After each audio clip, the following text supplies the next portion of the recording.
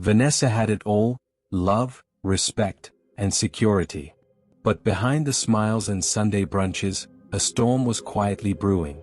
And when a woman turned up dead, the mask of her perfect marriage shattered. But before we dive into the details of the story, kindly drop in the comment section the location you are watching from, and push the subscription button for notification on captivating and interesting stories on Chase Studio series. Now let's continue with the story. The morning sun poured golden light across the glass table where Vanessa Blake arranged fresh tulips, his favorite. It was a habit, something she did every Sunday for over a decade. Every petal in place, every wrinkle in the linen ironed smooth. That's how she lived, neat, intentional, and in control. To everyone in that quiet Westbrook suburb, Vanessa and Adam Blake were the ideal couple. He was a respected defense attorney. She, a former PR executive turned community fundraiser. They had no kids, by choice, they said, but their home was warm, always filled with laughter, jazz music, and the smell of roasted coffee. Neighbors admired them. Friends envied them. And Vanessa? She believed in the story she'd built, until the phone rang that Monday morning. A female voice, shaking. "Mrs. Blake, this is Detective Sayers from the Westbrook Police Department. We need you to come in. It's about someone named Elise." The name hit Vanessa like a slap. Elise Harper. She knew that name, but not how she should have. It was the name that had been whispered once in the back of her mind, then buried. The name she saw pop up on Adam's phone a year ago. Just once. A casual "thanks for tonight" winking face text. She asked about it. He said it was a client. She believed him, because she wanted to. But now, Elise was dead. Vanessa sat frozen in the station's gray-walled interview room, her fingers laced tight, knuckles white. Detective Sayers, a lean, weathered man with sharp eyes, placed a photo on the table. A woman in her late 20s, striking, blonde, and lifeless. She was found in a hotel room. No signs of struggle, but the circumstances are suspicious, he said. "We know she was involved with your husband, Mrs. Blake." The words sucked the air from the room. "I don't know anything about an affair," Vanessa whispered. The detective watched her closely, then slid over a second photo, security footage from the hotel lobby. Adam Blake, walking in, just 2 nights ago, at 11:17 p.m. Alone. Vanessa Blake's perfect life shattered when the police told her that Elise Harper, her husband's alleged mistress, was found dead. A text from the past resurfaces. Adam is caught on camera.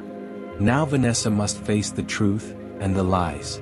Vanessa's hands trembled as she left the station, gripping the steering wheel so tightly her knuckles throbbed. The air in her car felt heavy, thick with betrayal, with disbelief, with fury. The name Elise echoed like a drumbeat in her skull. She had asked Adam about the woman before. And he'd laughed. "She's a paralegal.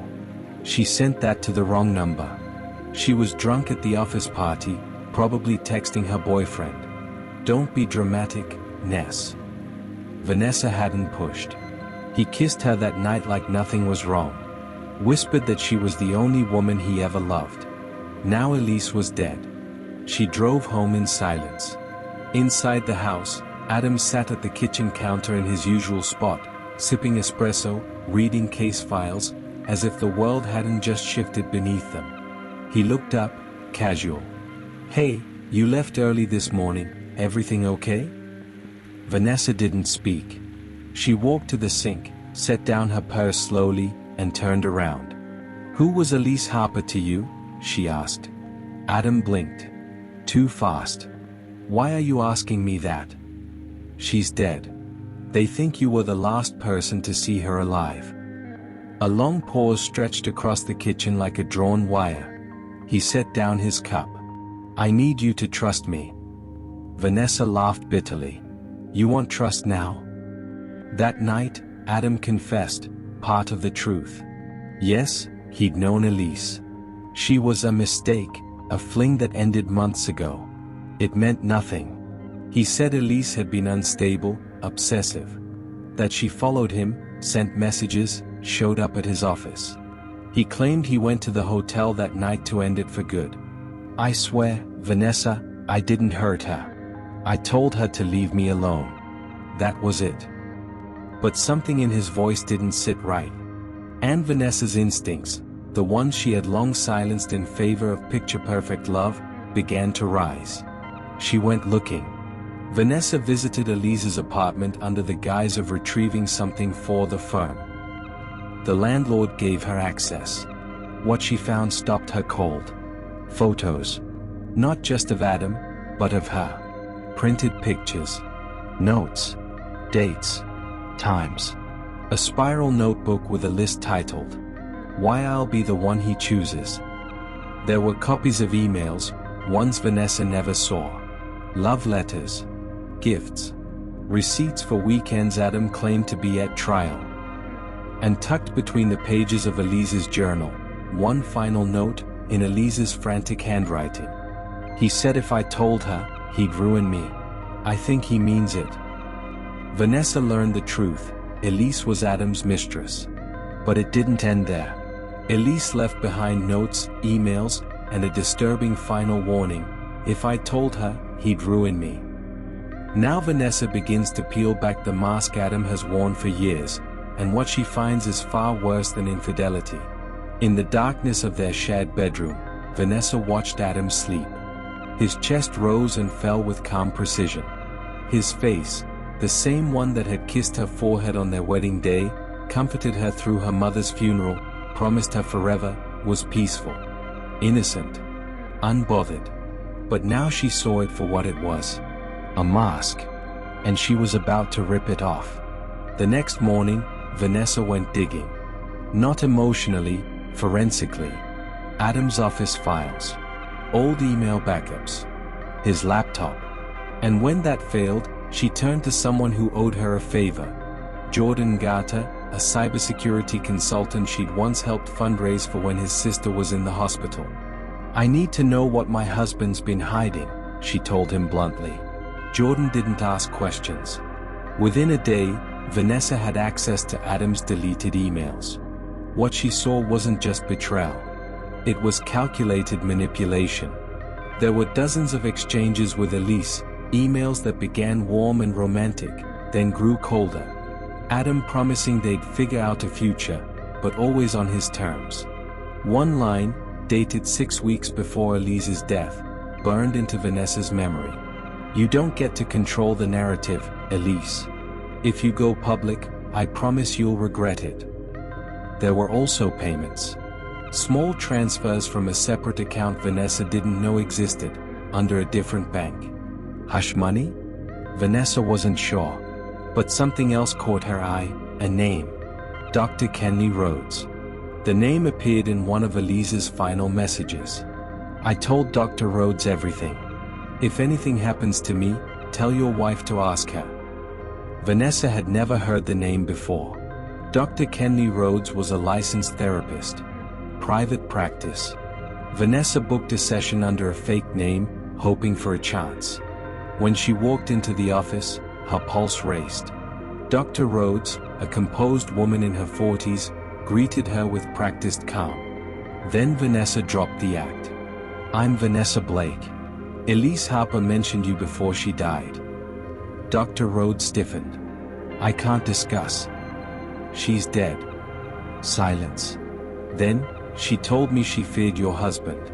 That he was controlling. That he had leverage over her. Something about a client. A case he said would ruin them both if she spoke up. Vanessa blinked. A case? Dr. Rhodes hesitated. She never told me the name. But I believe she found something. Something illegal. She said Adam had secrets. And that someone powerful was protecting him. Now it wasn't just betrayal. It was conspiracy. Elise wasn't just the mistress. She might have been a whistleblower. And Adam Blake, her husband, might be a lot more dangerous than Vanessa ever imagined. Vanessa uncovered disturbing truths. Adam wasn't just having an affair with Elise, he may have been hiding illegal activities. Elise had confided in her therapist about a dangerous secret involving Adam and a mysterious client. Now Vanessa is searching for a key piece of evidence, whatever Elise left behind. Vanessa returned to Elise Harper's apartment under a different name, this time with a locksmith and an excuse about retrieving client property. She knew the police had combed through the space, but they didn't know what she did. They weren't looking for a specific item. They didn't know Elise had left a trail. Vanessa searched for hours, beneath rugs, behind drawer linings, under the sink, inside lampshades. Nothing. She stood, defeated, and turned to leave, then paused. On the windowsill was a small potted plant. A succulent. Something about it felt deliberate. She pulled it out of its ceramic pot. There, beneath the roots, wrapped in plastic, was a USB drive. Back home, Vanessa plugged it into an old laptop, offline, just in case. What she found stunned her. Audio recordings. Scans of legal documents. Screenshots of messages. Elise had been collecting evidence. Adam wasn't just unfaithful, he was covering up misconduct tied to a high-profile defense case from 2 years ago. A sexual assault trial involving a powerful city developer, Graham Kessler, whom Adam had defended. Kessler had walked free after a lack of evidence. But Elise had found that Adam helped suppress that evidence. There were mentions of a payoff. Witness intimidation. Emails between Adam and someone named Marcus DeWitt, a known political fixer with a reputation for cleaning things up. There was also a recording. Elise's voice, frantic.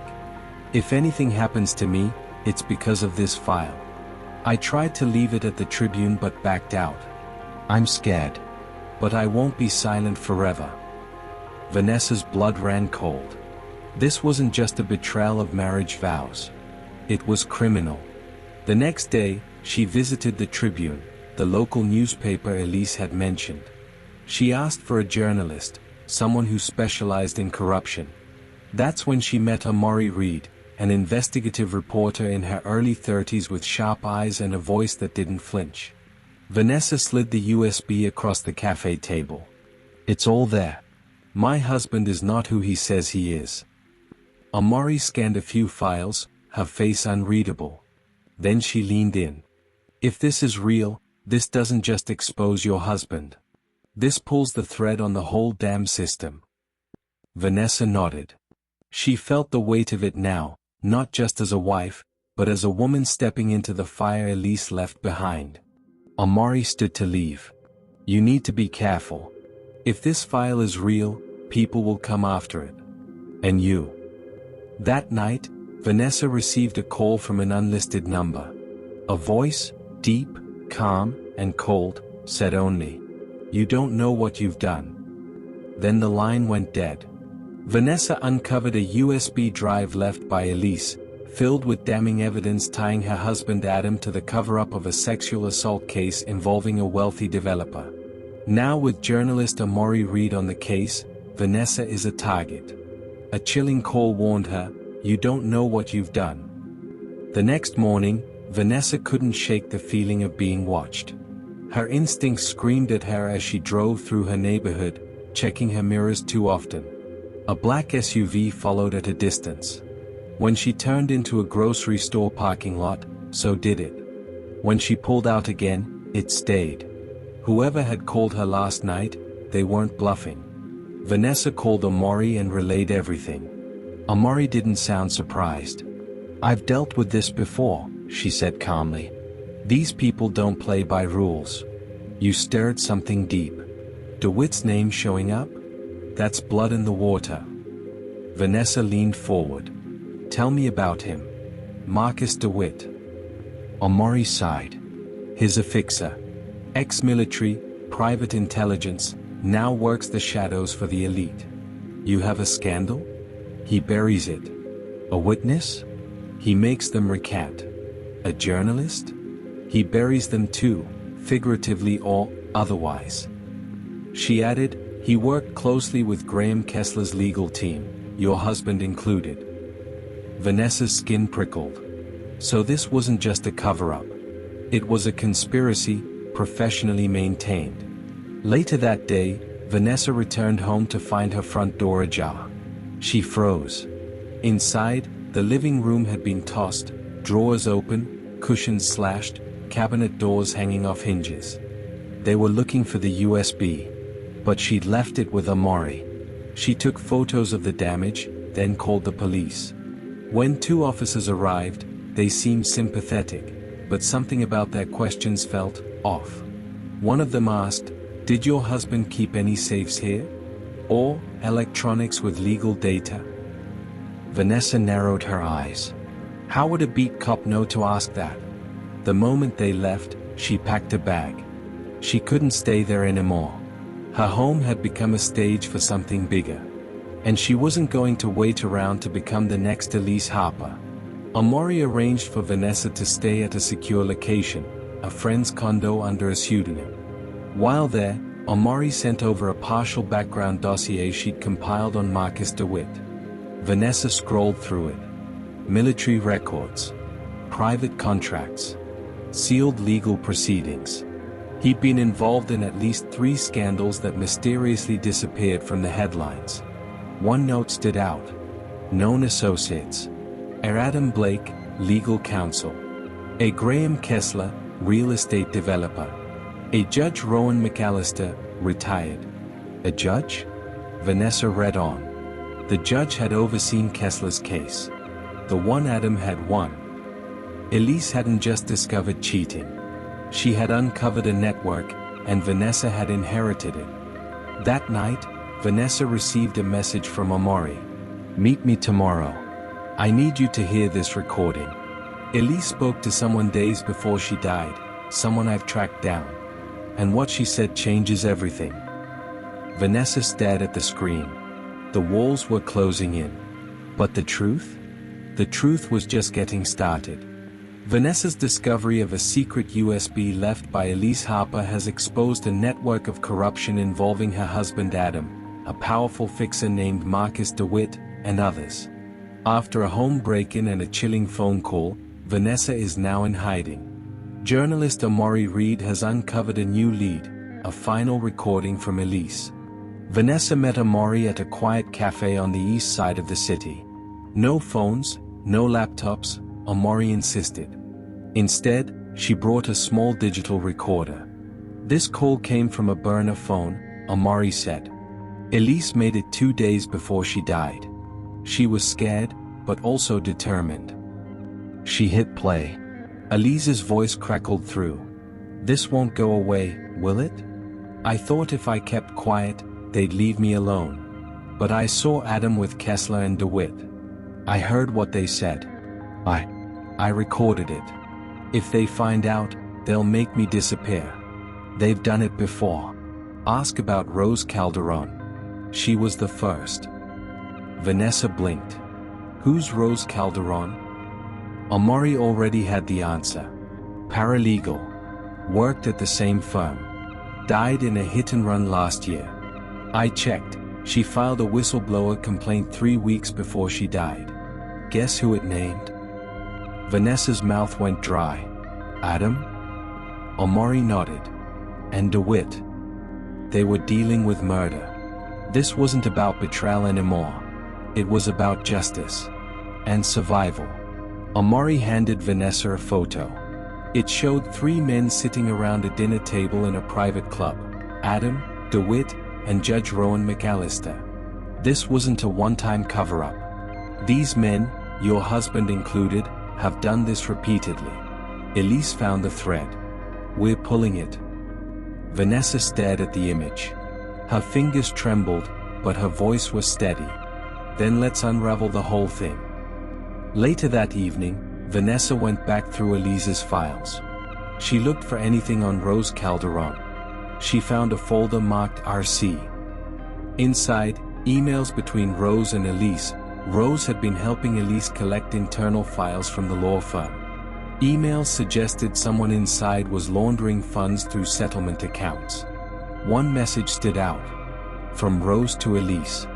We need to meet. I have proof Adam was paid to bury evidence in the Kessler case. But I'm scared. I think someone followed me today. 2 days later, Rose was dead. Vanessa realized something terrifying. Elise had found the corruption. Rose had helped her document it. And now both women were gone. She was next, unless she moved faster. Vanessa met with Amaury that night in a parking garage, handing over another set of files she'd found in Adam's home office. Amaury scanned them with a grim look.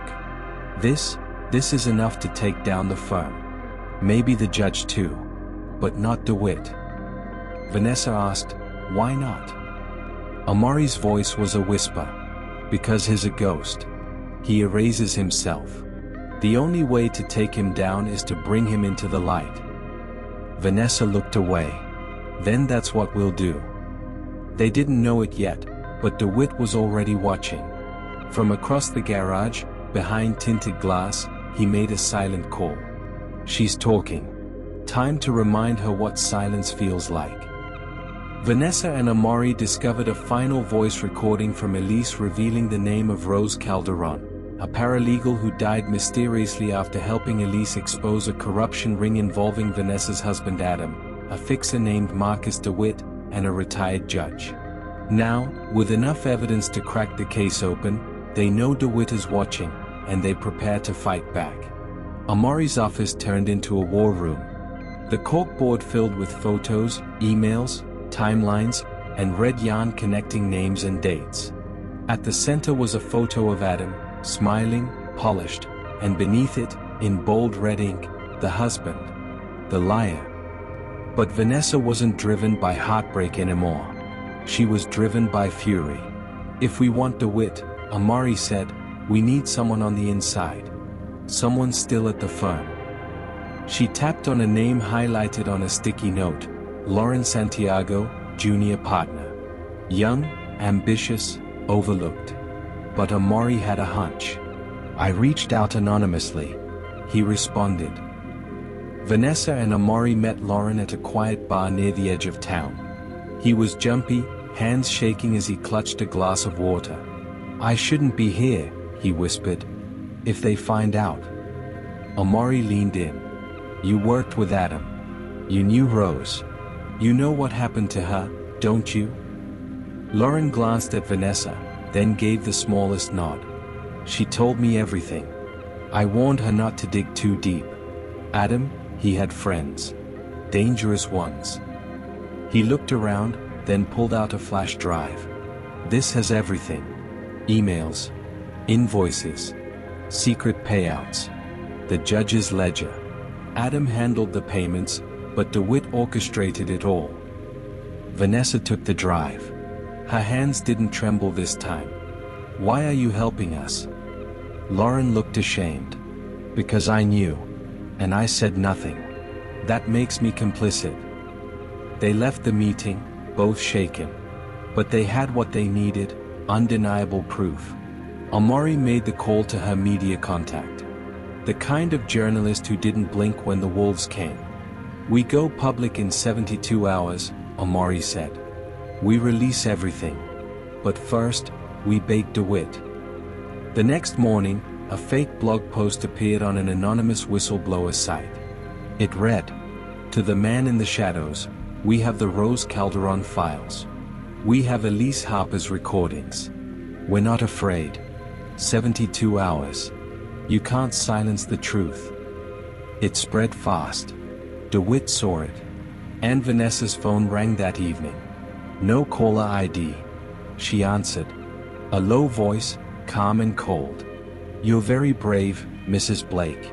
But bravery makes you predictable. If you value the lives of those helping you, stop. You have no idea who you're dealing with.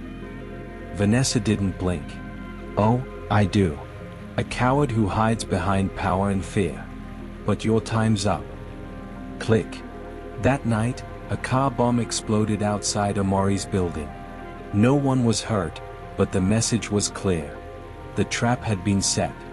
And now, the real hunt had begun.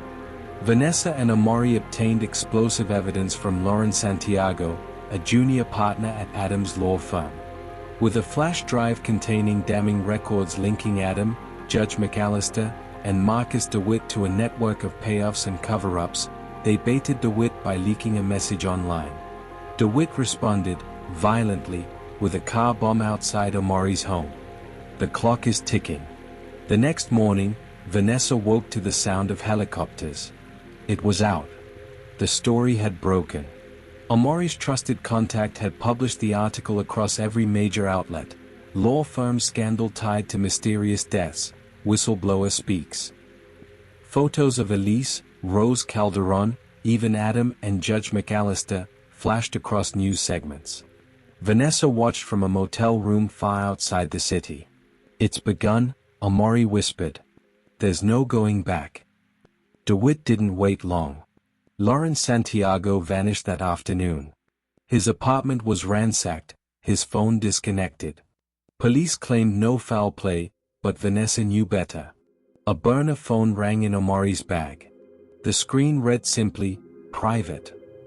You took my porn, the voice growled. Now I take yours. Omori's voice was ice.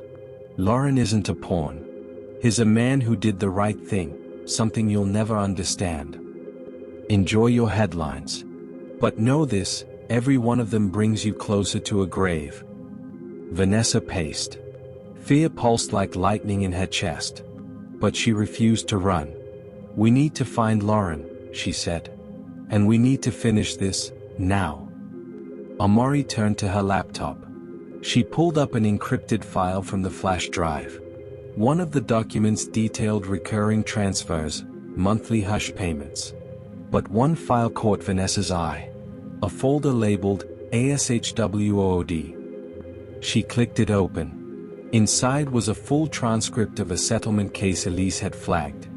The case involved a small foster care nonprofit, shut down after allegations surfaced about mismanaged funds.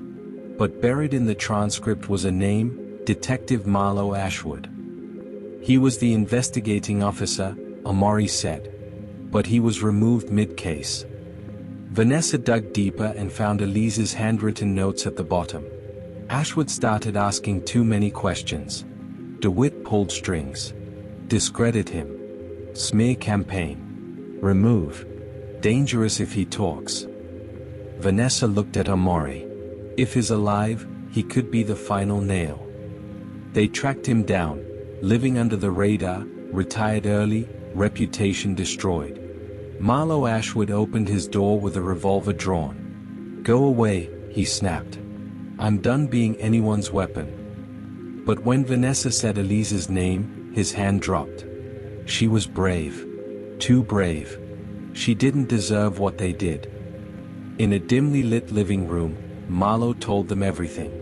I started digging into settlement fraud. Elise sent me files. They caught wind of it. Suddenly, I'm corrupt. Suspended. Pension gone. He handed Vanessa a manila envelope. Inside were documents Elise had given him before her death. There's more, he said. But it's in a lockbox. And I'm being followed. Vanessa knew what came next. They needed to retrieve that box. But DeWitt was always 2 steps ahead. Later that night, they approached the storage facility Ashwood had used for years. Vanessa, Omori, and Marlo moved fast, watching every shadow. They opened the unit. Inside, buried beneath boxes of files, was a steel lockbox marked EH. Omori reached for it. Bang! A bullet ripped into the wall above her head. Gunfire. Someone was here. Vanessa dove behind the car. Ashwood pulled Omori down. Another shot. Then silence. A low voice from the dark. You were warned. Then retreating footsteps. Whoever it was, sent by DeWitt, didn't want to kill them. Not yet. Just to send a message. They made it out alive, with the box. And inside? Something even they hadn't expected. A memory card. Labeled, McAllister Confession. Vanessa, Omori, and former detective Marlo Ashwood escaped a deadly ambush after retrieving a steel lockbox containing a memory card labeled McAllister Confession. The corruption ring's hold is tightening, and the stakes have never been higher. Back in Amori's safe house, the trio gathered around a laptop. Vanessa's fingers trembled as she inserted the memory card. The screen flickered. Then a grainy video began to play. Judge Rowan McAllister's face filled the frame. He looked older, more worn than the polished man Vanessa had seen in photos. His eyes darted nervously. If this is found, it means I failed to protect the truth. Marcus DeWitt's power is absolute. He controls courts, cops, politicians. Adam Blake, he was never more than a pawn, desperate and foolish. The judge's voice cracked. Elise Harper's death was a mistake. A warning that spiraled out of control. I kept silent out of fear. Vanessa's breath caught. Why confess now? Amori whispered. Because the last piece of the puzzle is coming, McAllister continued, his hands trembling. DeWitt's grip is slipping. I want the truth to live on, whatever happens to me. Suddenly, a loud bang shattered the silence. Adam Blake burst into the room, furious and disheveled. Vanessa, you're making a mistake. This will ruin us. I'm begging you, stop this madness. Vanessa stood, eyes blazing. You already ruined us the day you betrayed me. Adam's face twisted with desperation. It's not just about us anymore. DeWitt will destroy everyone we love. Walk away. Please. Vanessa shook her head. I'm not the one who needs saving. Outside, a black SUV screeched to a halt. Marcus DeWitt stepped out, calm and commanding. Judge McAllister's confession won't save you, he said, voice like ice. You're all dead men and women walking. Vanessa met his gaze, steady and unflinching. Then let's see who's left standing when the truth comes out. Vanessa exposed the corrupt web linking Adam, Marcus DeWitt, and Judge McAllister. With McAllister's confession and Amori's tenacity, the truth is out, yet the danger grows as DeWitt moves to silence them all. The newsroom was electric. Live feeds, headlines flashing, scandal rocks legal system, whistleblower files expose corruption, judge's confession sends shockwaves. Vanessa sat across from Amori in a small studio, cameras rolling. This is for Elise, Rose, and everyone who lost their voice, Vanessa said softly. Justice isn't easy, but it's worth fighting for. Meanwhile, law enforcement swarmed. The FBI had finally gotten involved, armed with the evidence Vanessa and Amori provided. Marcus DeWitt was arrested quietly, caught in a sting operation set up by Ashwood and the FBI. Adam Blake, broken and exposed, surrendered. Judge McAllister resigned in disgrace, facing a judicial ethics trial. The fallout was heavy. Vanessa's reputation shattered, but rebuilding had begun. She stood outside the courthouse, surrounded by reporters. Betrayal cuts deep, she said. But the truth is a blade sharper still. In a quiet moment later, Amori handed Vanessa a letter. It was from Elise's sister, a thank you for not letting her sister's death be in vain. Tears glistened in Vanessa's eyes. This isn't the end, Amori said. It's a new beginning. Vanessa smiled, stronger than ever. For the first time in years, I'm free. If you enjoyed this episode of Chase Studio Stories, please like, subscribe, and turn on notifications. Your support helps us continue to share impactful and meaningful content.